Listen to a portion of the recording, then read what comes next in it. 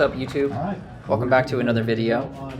We are at the Masters National Championship Criterium in Tosa, Wisconsin. This is the final day of the Tour of America's Dairyland series. So for the first time, at least as far as I am aware, they built the Masters and Junior National Championships races into this series, which is pretty cool. I think this is a super cool course. We had beautiful weather, and as you can see, I also took the whole shot in this race, so got a front row call up because of my second place finish last year. And as you probably already know from the title and from the cover image, came away with a second place finish on the day. So yeah, gonna break down some of the critical moments as I see them, as always, and give you some, I don't know, unscripted analysis of my performance on the day. So this turn right here, this downhill left-hand corner, is I think sometimes colloquially referred to as like chaos corner. There are always gnarly crashes in the pro fields there, it seems. And that was definitely true last year in the pro men's field. Rider just came in too hot on that descent, and when you overcook that corner, you end up heading straight for like a metal storm drain in the curb, and I think that that is part of the reason why that corner can be so hectic. So just kind of floating back through this field, there are a few riders that I am aware of. Another thing that's kind of interesting to mention here is that this is a combined field, so it's not just the men's Masters 35 to 39 year olds, but it is also the 40 to 44 year olds. So I think we had something like 75 riders on the starting line.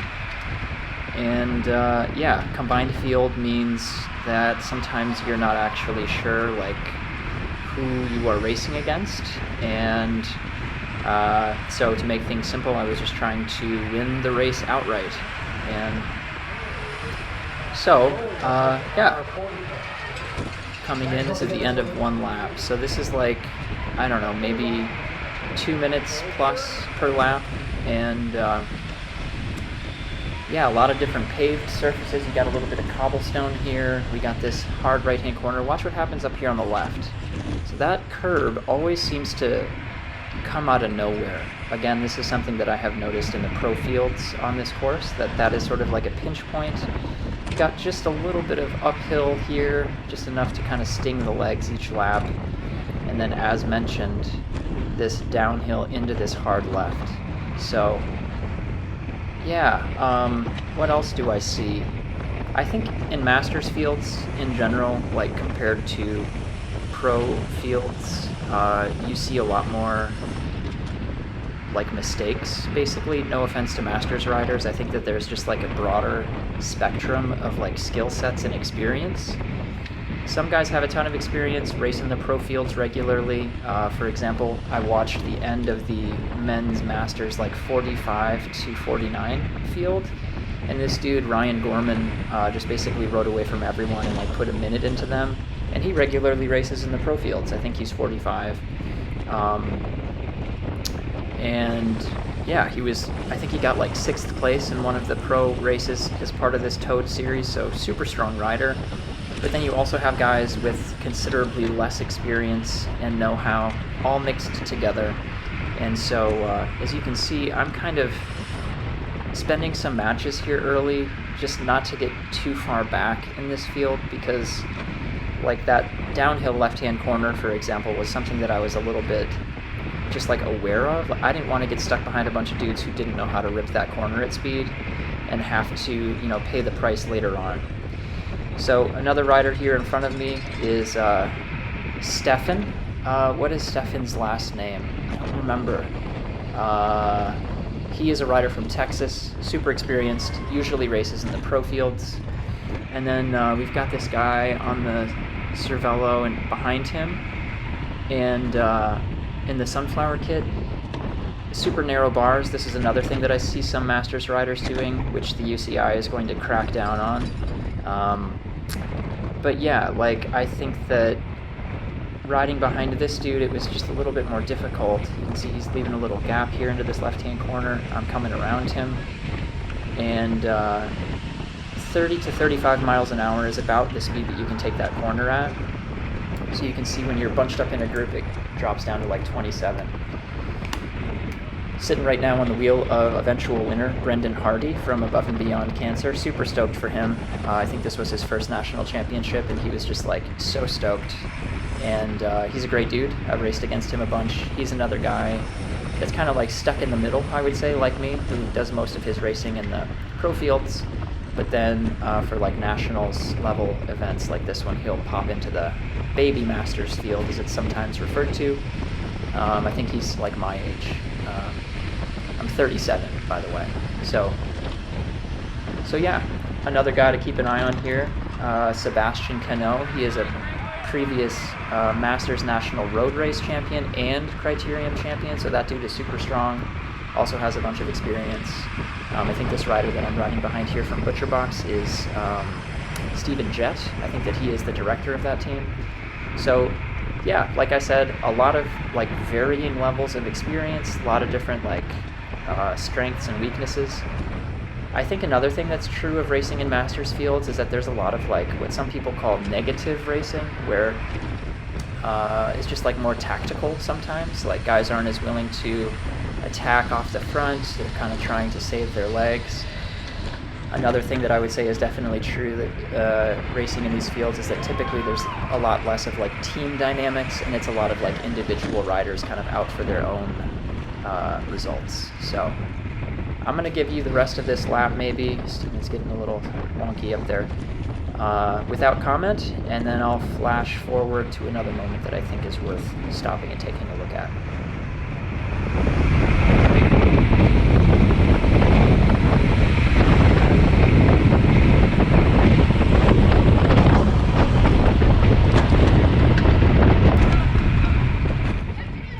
Okay, so I just went to the end of that same lap. We didn't jump ahead too far here, but I want to point out this rider to my left. This is Jaden Yeager. He's another Wisconsin native, and he is like a time trial specialist. I know this. He's good at doing like long distance moves, and so when I see him do this like seated acceleration up the climb, I know that it's time to go and stay with him. Another thing you'll see Jaden doing a ton of when he's on the front is just like keeping his head on a swivel. So he's always kind of looking out to see what's going on behind, seeing if there's a split happening, seeing if he's going to get swarmed. I think that this is a skill that you develop when you ride on the pointy end of races a lot. I also know that Jaden was doing super well in the Masters races at Toad this year, so he's coming in with great form. I also know that Jaden just yesterday won the time trial in his age category. So super strong dude, super good at this long type of like diesel power effort, and so is a great wheel to follow. So I'll let you guys watch this. Another thing I want to point out to you that happened a lot early on in this race is just like a lot of dudes are willing to attack and try and just like make this race hard. So this is one of those moments he's just kind of pushing the pace, doing 30 miles an hour on the flats. So check it out.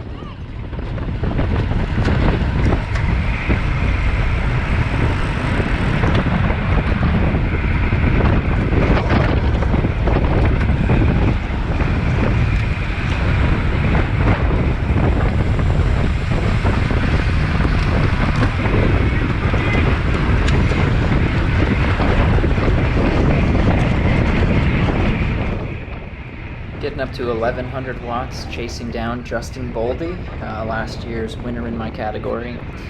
I think I literally did more watts in that little sprint to close this gap than I did in the final sprint, which is just a testament to the difficulty of this race. And yeah, I'm going to follow Justin's moves like this for the next, 10-15 minutes or so. And eventually I decide to stop following his attacks, and he gets off the front with one other rider, and that is sort of like the breakaway of the day. They end up getting like 20 seconds on the field, so I think that's a valid moment to go to. So let's see how that all happens, and we'll jump ahead to maybe like partway through this race.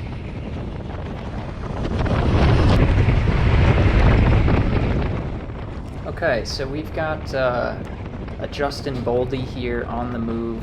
I think that there are something like 2 riders up the road in a little break formation, and I was in the right position there to follow this wheel, and I think that we've got a little bit of a gap on the field right now. So yeah, Justin was definitely one of the riders that I was kind of keeping tabs on throughout this race, flicking me through here, and I think that I'm going to come through smoothly, just try and keep pressure on the pedals, and do what we can to close it down to these riders in front of us. The 2 riders that went up the road are the eventual winner, Brendan Hardy, again from Above and Beyond, and we have one Cliff Bar rider, I think it's Andrew Dewar. He ends up in 3rd place on the podium as well, so it's kind of like a who's who from the 35 to 39 category right now that's like off the front. And so, yeah, not doing anything too crazy. I'm not trying to like solo bridge to those guys, but when you have skilled riders going off the front, you know, there's like a benefit to the cost of going with them. So just trying to stay in position to prevent there being like a breakaway that goes away and works and sticks. So taking this corner, 31, 32 miles an hour, not terrible. Justin's looking back, not doing much of a pull there. I think I'm just going to sit here because I think that means the field is essentially on us. So yeah, we've got some shadows over to the left, other riders that have at least gotten to us, and that little breakaway is still up the road. So let's see what happens. Let's see how we bring those guys back, if we bring them back.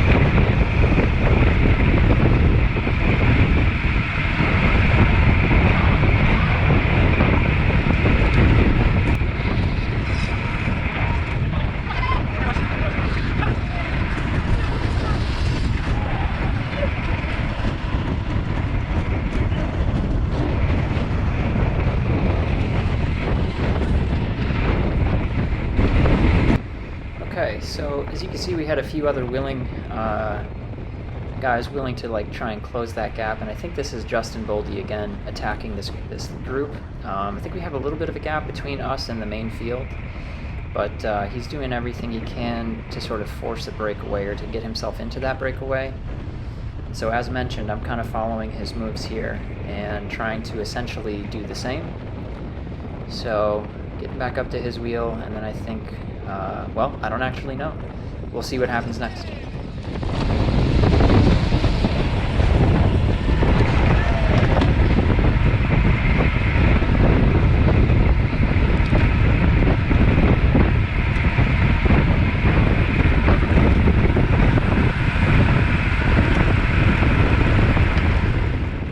So yeah, pace definitely came off there after the final corner, and we're getting kind of reabsorbed by this main group. Got another single rider going up the road, and I think that's Daniel Holloway up there in the high vis Cannondale. So he's definitely another rider to watch out for. He's got like 24 national titles or something like that from his prestigious career. I think he was a former Olympian and multiple national champion on the track and in other disciplines. So yeah, it's a difficult choice that you're making in these races all the time, as like when you want to spend energy and when you want to try and be more conservative. Both have their own risks. And so let's take you to the next critical moment as I see it in this race. Alright, so we have skipped ahead quite a bit. I think we're in like the final 8 laps. I've got a Brendan Housley here on my left at this critical left-hand corner.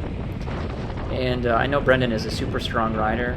I think that he's going to close this gap, but after he does this little standing effort, I think this is evidence of basically us all starting to feel the matches that we're burning throughout the day. So he's going to flick me through to these 2 guys who are just getting a little bit of separation. And I think that the situation is that we have 3 riders up the road, including, 2 riders up the road, And one of those two riders is Justin Boldy, who won this again last year. So not quite panic stations, but we're getting closer and closer to the end, and I think that they have something like a 20-second gap.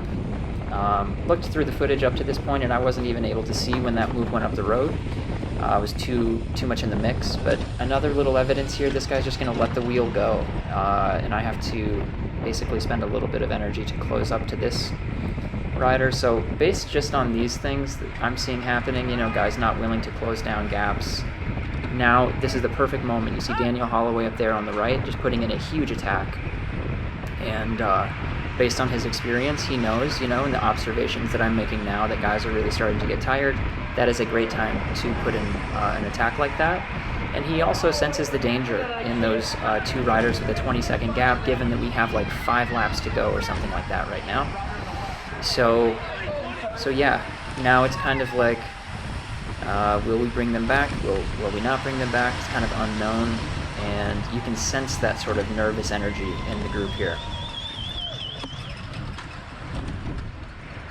Taking a terrible line through that right-hand corner, you're kind of getting pushed too far to the left as that curb comes out. So again, that's one of the pinch points on this course.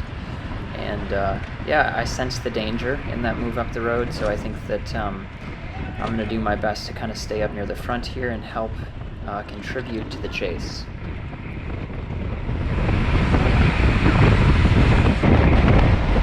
Okay, so we are at 4 laps to go. That breakaway still is up the road. As you can see, we're basically all strung out, and the chase is on. These laps were like, I don't know, 2 minutes, so something like 10 minutes left of racing right now. So yeah, these guys are working really hard to bring this move back, and you can see how far they are. They're already taking that corner up there, and we are all in a straight line, so the pace is on. And this is like a critical moment, the finale of this race.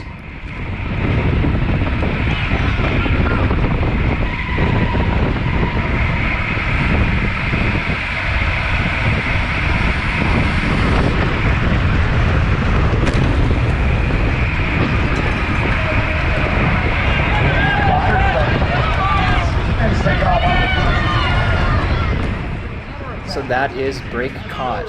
If you've watched there on the left, that was Justin Boldy and Daniel Holloway getting reeled back in. And we are coming through with 3 laps to go.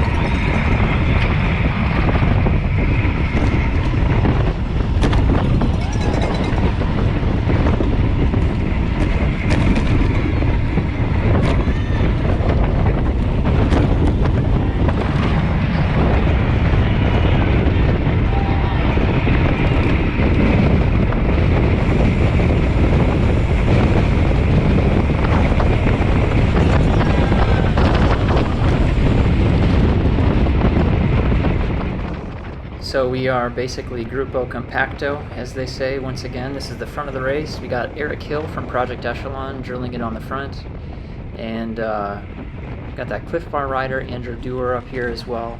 And yeah, this is crunch time. So we are coming into the final lap of this race, and I'll show you where I put in my sort of like decisive attack, trying to win this race.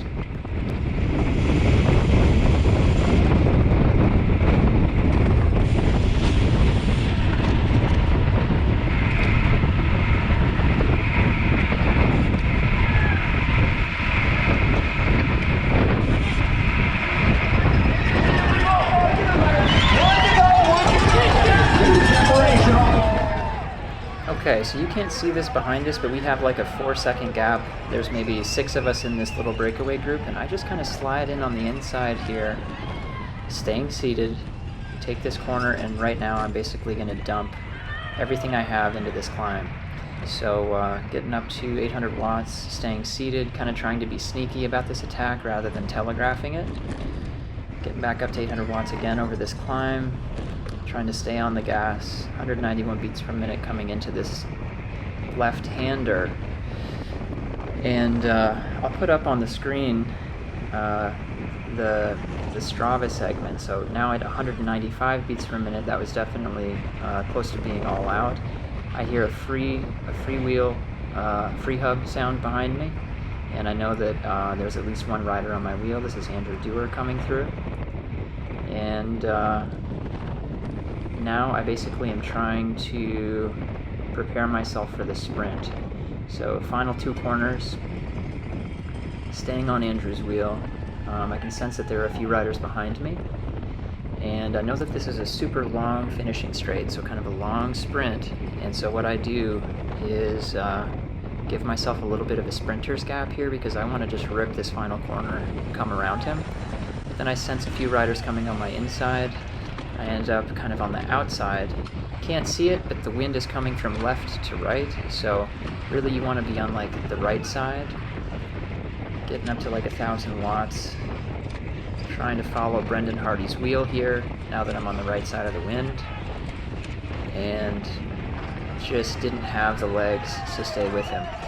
So congrats to Brendan Hardy, your 2025 Masters 35-39 national champion. Proud of my effort, came in 2nd place, and I don't think that there's much that I would have changed there. Pretty dicey final corner in terms of like positioning, and yeah, Brendan's got a really strong sprint, so like I said, I'm super happy for him. So, put the results up on the page. I'll show you that Strava segment that I was referring to earlier here. And yeah, next up is the Masters National Championship Road Race tomorrow in East Troy, Wisconsin. So stay tuned. If you haven't already, please subscribe to the channel, and we'll see you on the next one.